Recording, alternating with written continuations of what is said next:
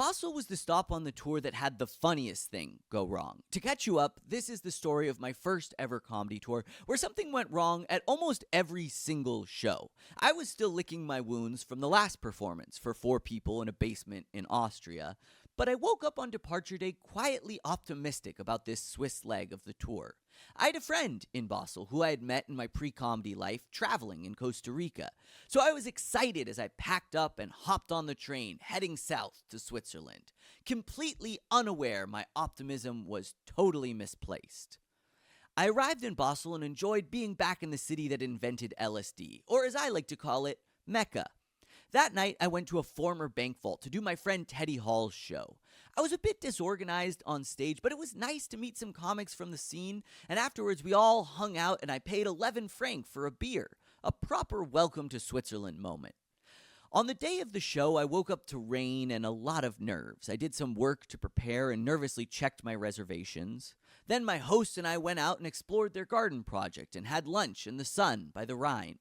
Afterwards, I headed to the venue. The show was taking place in a nightclub before it opened for the evening, an important detail for later.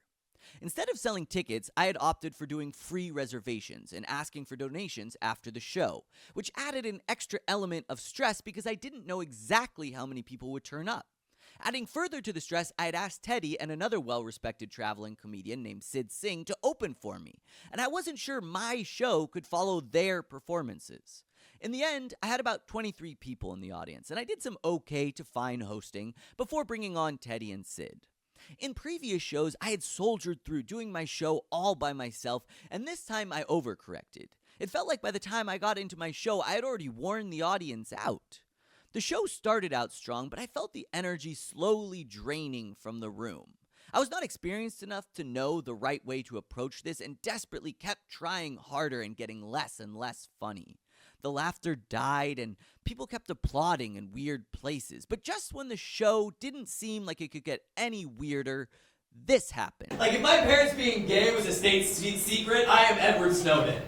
The timing almost felt like I had planned it, but the strobes kept pumping to a silent beat long enough that the audience could tell this was no performance art. It was the hilarious cherry on top of the worst performance of my show so far, and I got to do it in front of my lovely hosts and the friends they had invited to the show. The only thing worse than bombing is doing it in front of your friends.